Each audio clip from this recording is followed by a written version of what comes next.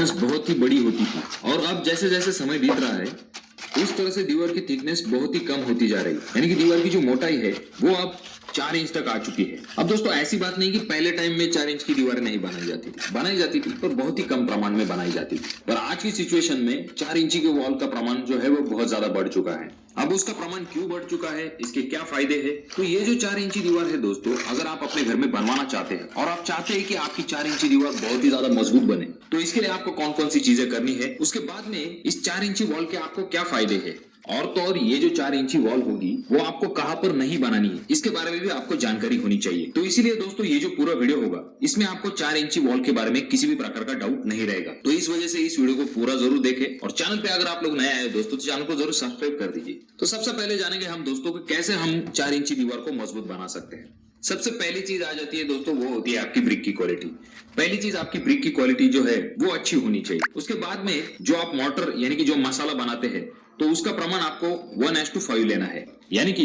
1 part is cement and 5 part is sand. तो कुछ इस तरह से अगर आप मोटर बनाते हैं तो ये अच्छी बात हो जाती है। उसके बाद में जब भी आप वॉल बनाने को स्टार्ट करते हैं तो आपको इस चीज की तरफ ध्यान देना है कि एक साथ में आपको पूरी वॉल जो है उसे नहीं बनाना है, क्योंकि होता ही है दोस्तों, अगर आप एक साथ में पूरी वॉल उठा देते हैं 7 फीट तक या फिर 10 फीट तक, ऐसे वक्त में शुरुआत में वॉल तो आपको सीधी दिखेगी पर थोड़ी देर बाद जो है वॉल आपकी बेंड होने लगेगी, यानी कि एक साइड में जो है वो झुकने लगेगी, क्योंकि ये जो 4 इंची दीवार होती है दोस्तों उसको साइड में इतना सपोर्ट नहीं होता, और तो और जो मोटर होता है वो गीला होता है। इस वजह से पूरी तरह से दीवार जो है वो सूखी हुई नहीं होती, 9 इंची या फिर 6 इंची वॉल की तरह इसका नहीं होता। इस वजह से दोस्तों ये वॉल जो है एक साइड में झुकने लगती है, जिससे कि आगे चल के आपकी वॉल जो है वो बेंड दिखती है और कमजोर हो जाती है। इस वजह से आपको क्या करना है दोस्तों, पहले दिन तक जो है आपको आधी वॉल जो है उसे कंस्ट्रक्ट कर लेना है और काम खत्म होने तक आपको जो है उसके ऊपर कंक्रीट बेल्ट या फिर जिसे कोपिंग भी कहा जाता है या फिर साइड की भाषा में पाटली भी कहा जाता है, इसे आपको कास्ट करना है। अब इस पाटली की क्या जरूरत होती है, अब ये जो कोपिंग या फिर कंक्रीट बेल्ट है इसकी क्या जरूरत होती है, इसके बारे में हम जानेंगे। ये जो कंक्रीट बेल्ट होता है दोस्तों, अप्रोक्सीमेट आपको 1 मीटर जब आपकी दीवार की हाइट हो जाती है उसके ऊपर आपको इस कंक्रीट बेल्ट को देना है। इसकी थिकनेस कम से कम आपको 4 इंच तक रखनी है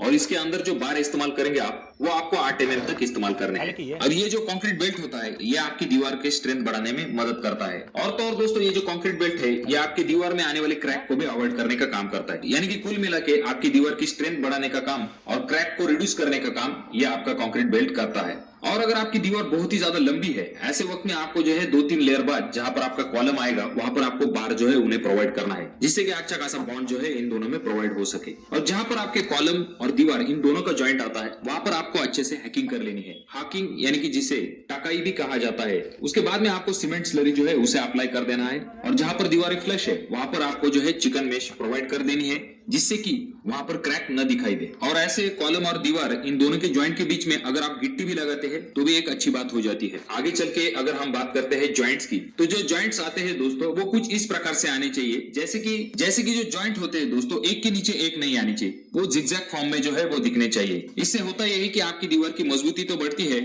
साथ में आपके जो क्रैक्स है वो भी ज्यादा डेवलप नहीं होते। तो इस वजह से आपको जो है कुछ इस प्रकार से जो है वो बॉन्ड दे देने हैं। और ये जो दीवार बनती है इसमें आपको बहुत बार जो है आपके प्लम बॉब का यानी कि साहुल का इस्तेमाल करना पड़ता है, जिससे कि आपकी दीवार की लाइन और लेंथ जो है वो सही से आए। अब जिस कंक्रीट बेल्ट के बारे में हमने बात की थी दोस्तों, तो ये कंक्रीट बेल्ट अगर आपकी फ्लाई ऐश की ब्रिक है, रेड ब्रिक है या फिर डबल एसी ब्लॉक है, इन तीनों में भी आपको जो है इसे प्रोवाइड करना पड़ता है। अब ये तो हो गई दोस्तों बातें जिससे कि आपको पता चला कि आपकी जो 4 इंची वॉल है उसके आप जो है स्ट्रेंथ किस तरह से बढ़ा सकते हैं। अब ये जो 4 इंची वॉल है इसके क्या क्या लिमिटेशंस आते हैं इसके बारे में हम देखेंगे। सबसे पहली चीज आ जाती है दोस्तों, ये जो 4 इंची वॉल होती है इसे आपको एक्सटर्नल वॉल की तरह नहीं बनाना है, क्योंकि इसका सबसे मेन प्रॉब्लम ये होता है दोस्तों कि अगर आप एक्सटर्नल वॉल के लिए 4 इंची वॉल का सिलेक्शन करते हैं तो ऐसे में जिस तरह से 9 इंची वॉल या फिर 6 इंची वॉल मौसम की मार को सह सकती है, उस तरह से आपकी 4 इंची